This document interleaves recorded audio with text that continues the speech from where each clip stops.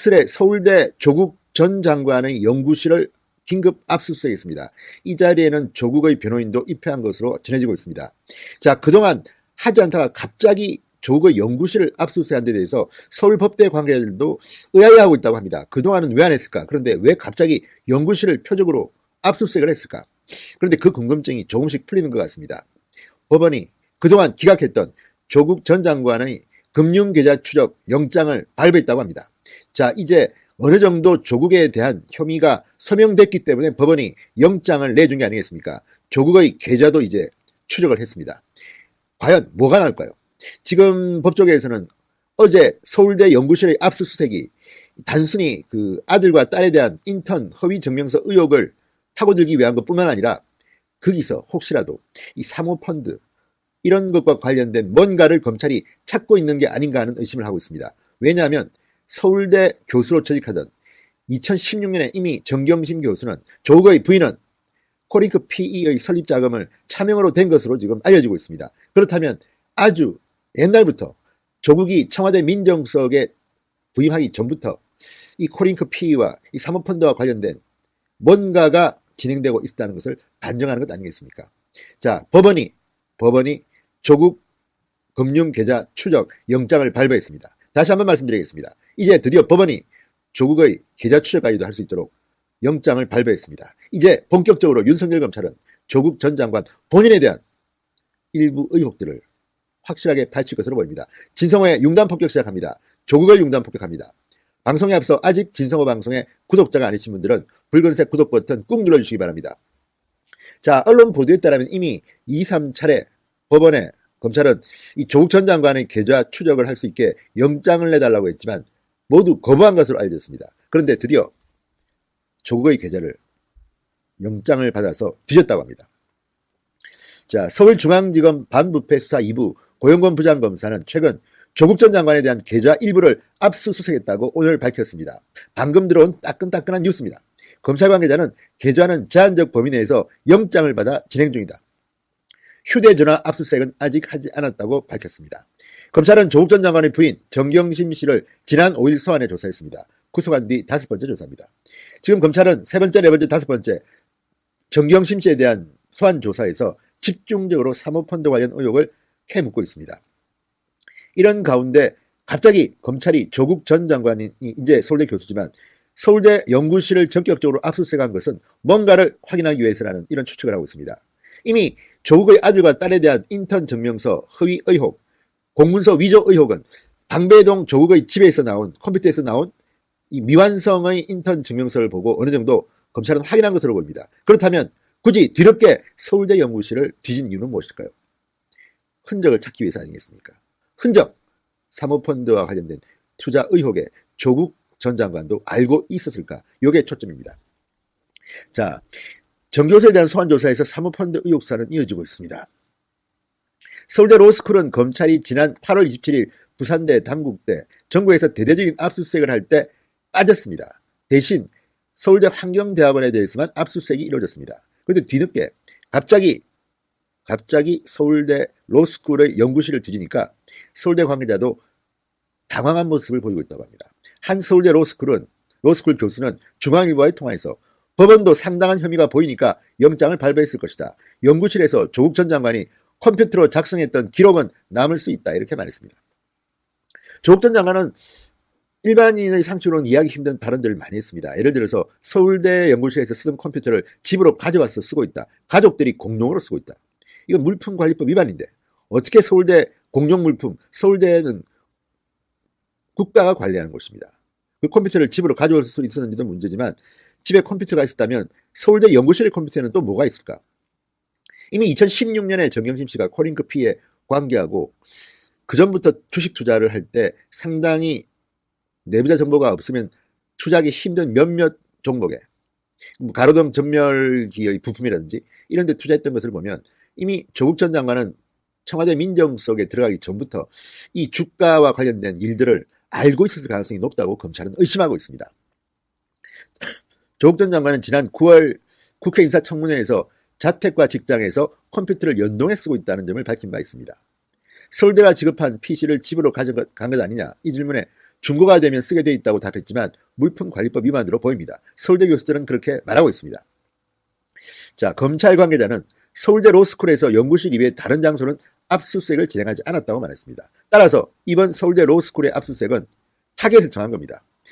조국의 변호인도 있었다는 걸 보면 뭔가 확인하기 위해서 조국 연구실에 있는 PC를 집중적으로 표적 삼아 압수수색한 것으로 보입니다. 그 안에 과연 어떤 엄청난 것이 숨어 있을까? 이게 우리가 궁금해하는 겁니다. 그렇지만 검찰은 지금 피의사실 유출 때문에 법무부와 청와대의 견제를 받고 있습니다. 옛날 같으면 이미 언론에 사실들이 보도됐을 때지만 지금은 깜깜입니다. 그렇지만 추측을 할 수 있습니다. 뭔가 컴퓨터 기록에 찾고 싶은 뭔가가 들어있을 것이다. 이런 합리적 의심을 할 수 있는 겁니다. 자, 정경심 씨는 딸 아들과 함께 투자한 사모펀드의 운용사 코링크 PE, 여기에 2016년 2월 만들어질 때부터 설립 자금을 차명으로 댔다는 의혹을 받고 있습니다. 당시 조국은 서울대 교수였습니다. 자, 검찰은 이미 그 전에 정경심의 계좌를 압수수색했습니다. 그리고 조국 전 장관과 이 돈을 주고받은 정황을 확보했습니다. 2018년 1월 청와대 인근의 ATM 자동 입출금기에서 600만 원씩 나눠서 5천만 원을 정경심 씨한테 조국 전 장관이 보낸 자금 흐름을 파악한 것으로 전해졌습니다. WFM 주가가 최고가로 치닫기 직전, 그래서 이 투자로 정경심 씨와 정경심 씨의 동생으로 보이는 정상무 약 2억 4천만 원의 이익을 본 것으로 보입니다. 그리고 2017년 10월 WFM의 경영권을 코링크P가 인수했기 때문에 코링크P의 실질적인 경영 주체 조범동, 조국의 오촌 조카, 그리고 그 뒤에서 조종하고 개입한 것으로, 경영에 개입한 것으로 보이는 정경심 씨가 이 WFM의 주식을 샀다. 그리고 이 WFM은 주가 조작 의혹을 갖고 있다. 그렇다면 과연 조국이 몰랐을까요? 게다가 실물 정권은 지금 거의 소유하고 있지 않습니다. 다 지금은 전자로 하는데 실물 정권을 정경심 씨는 7만 주를 지배하고 있었습니다. 나머지 5만 주는 동생이 지배하고 있었습니다. 그랬다가 조국 전 장관이 이 장관 하마평에 오르자 이 실물 정권을 동생 집으로 보냈습니다. 빼돌렸습니다. 이런 것들을 보면 조국 전 장관과 정경심 씨는 만약에 장관이 될 경우 문제가 생기면 어떡할까? 아예 증거를 인멸하려고 했던 게 아닌가 하는 그런 의혹도 있습니다. 이 사람들은 이미 그런 것까지를 예상하고 실물 정권 7만 주 상당히 부피가 있을 텐데 조국 전 장관은 과연 이걸 몰랐을까요? 자기 집에 보관되어 있다가 처남집으로 보냈는데, 그렇다면 공직자윤리법 위반입니다. 자, 공직자는 직접 주식 투자를 금지하고 있습니다. 그런데도 이미 정경심 씨는 상당히 투자를 하고 있었기 때문에 배우자가 이렇게 투자했으면 이것은 불법입니다. 공직자윤리법 위반입니다. 그리고 이게 뇌물이라고 보기도 합니다. 왜? 2억 4천만 원 정도의 이익을 받기 때문에 이것은 WFM 측에서 자, 잘 봐달라 또는 정경심 씨나 조범동 씨 측으로부터 정보를 얻어가지고 주식을 부풀린 의혹, 그래서 그 사례로 2억 4천만 원 정도를 싸게 주식을 판 게 아닌가, 이런 합리적 의심을 검찰은 하고 있습니다. 그래서 조국 이 사실을 알고 있었을 것이다. 자, 지금 법원의 허가를 받아서 윤석열 검찰이 조국 본인의 계좌 추적을 했다. 압수수색을 했다.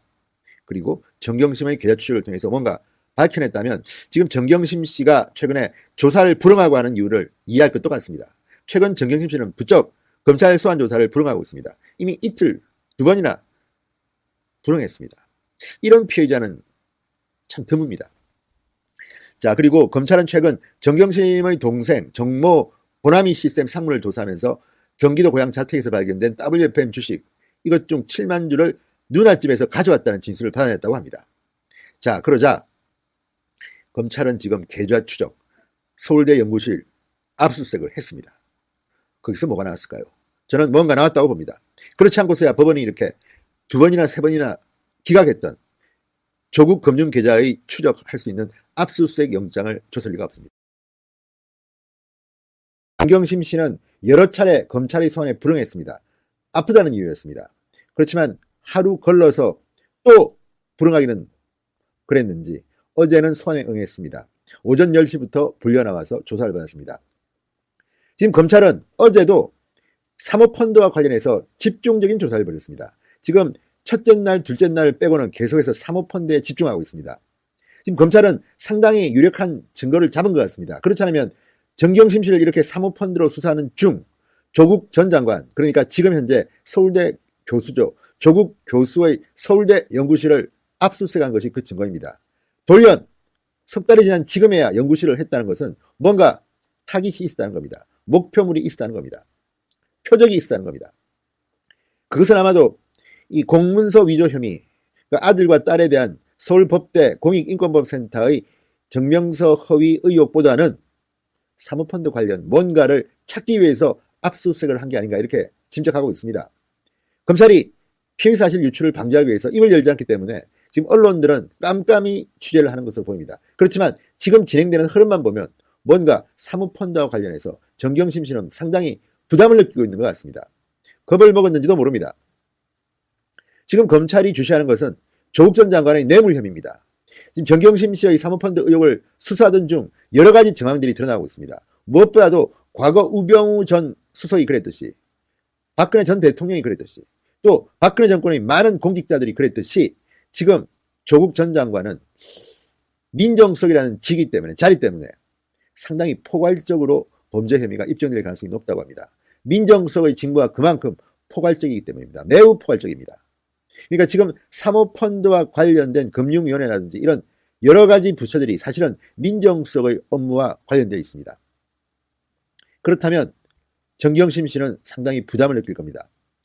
정경심 씨가 취한 이익이 남편의 민정수석 직무와 관련됐거나 정 교수가 미공개 정보를 이용해서 주식을 매입했다는 사실을 조국 전 장관이 알았다면 이 범죄 혐의에서 조국 장관도 결코 빠져나오기가 힘들게 되는 겁니다. 뇌물죄 적용이 가능하다고 보는 겁니다. 검찰 내부에서 지금 조국 전 장관에 대해서는 뇌물죄 적용이 유력하게 언급된다고 합니다. 중앙일보의 보도입니다. 이 정도로 단정적으로 쓴다는 것은 아마도 검찰이 진짜 조국에 대해서는 뇌물죄 적용을 유력하게 언급하고 있는 것으로 보입니다. 자, 그래서 이제 정경심 씨는 지금 스케일이 굉장히 큰 메머드 변호인단을 자랑합니다. 노무현 전 대통령의 탄핵 때보다도 더 화려하고 이재용 부회장의 수사 때보다도 더 숫자가 많은 MB 변호인단보다 더 숫자가 많은 아주 호화군단입니다. 세계 로펌에서 변호사 18명이 동원됐습니다. 자, 검사 출신이 많은 다전이라는 로펌, 검찰 수사 대응을 맡습니다. 재판은 판사 출신이 많은 LKBN 파트너스가 최일선에 났습니다. 이석기 내란음모 사건 등을 변호했던 김칠준 변호사 등이 포함된 다산도 함께 참여합니다. 세계 로펌의 18명의 변호사들이 달라붙어가지고 지금 정경심을 변호하고 있습니다. 어마어마합니다. 노무현 전 대통령 탄핵 당시 변호인단은 12명, 이재용 삼성전자 부회장의 파기환송심 변호인단은 13명, 이명박 전 대통령의 항소심 변호인단도 13명, 더 많습니다. 제가 볼 때는 이거 변호사 수임료만 해도 어마어마할 겁니다. 정말 대단합니다. 그만큼 정경심 씨의 범죄 혐의가 많고 또 복잡하고 또 자칫 남편 조국 전 장관에게까지 불똥이 튈 수 있다는 것을 의미하지 않겠습니까? 그런 생각이 듭니다. 그리고 계속해서 정경심 씨가 검찰 수사에 비협조적이고 불응하고 또 소환됐더라도 중간에 조사 중단을 요청하고 하는 이런 행위들은 정말 법을 지켜야 할 전 법무부 장관의 부인으로서는 참 볼성사납습니다. 과거 조국 전 장관의 발언 스타일로 본다면 오죽 범죄 혐의가 많았으면 변호사를 18명이나 고용하느냐 이런 말이 나올 법도 합니다. 어쨌든 참 대단한 가족입니다. 노무현 전 대통령, 이명박 전 대통령, 이재용 부회장보다도 더 많은 변호사, 물론 전체 수임료가 더 많은지는 모르겠습니다. 변호사의 이 가격은 천차만별이니까요. 물론 이재용 부회장의 이 수임료가 더 많겠죠. 그럴 가능성이 높습니다만 어쨌든 세계로펌에서 18명의 변호사를 맡겼다. 이건 제가 봐도 참 대단한 집안입니다. 물론 50억 원대의 재산을 갖고 있긴 합니다만 정말 어마어마합니다. 자, 그래서 지금 정경심 씨는 점점 더 불리해지는 것 같습니다. 검찰은 11일 날 정경심의 구속이 만료되는 그날 구속 기소할 겁니다. 아마도 검찰은 조국 전 장관과의 공범 여부나 이런 거는 아마 적지 않을 겁니다. 과거에도 그랬습니다. 조범동, 조국의 오촌 조카 조범동 씨에 대해서 구속 기소할 때도 정경심 씨와의 관계에 대해서 구체적으로 쓰지 않았습니다. 왜? 컨닝할까 봐. 이렇게 검찰의 기소를 확실하게 하기 위해서 지난번에는 관련 혐의 겹치는 걸 뺐습니다. 이번에도 아마 정경심 씨를 11일 날 구속 기소할 것 같은데 그때 단독 사실 위주로 쓰고 조국과의 연관성은 빼는 이런 전략을 쓰지 않을까 싶습니다. 어쨌든 정경심 씨의 구속 일자가 이제 마감이 다가오고 있습니다. 10일 날 구속 기소할 예정입니다. 조국 전 장관은 어떨까요? 거의 연일 부인 면회를 한다고 합니다. 이것도 참 문제는 문제입니다.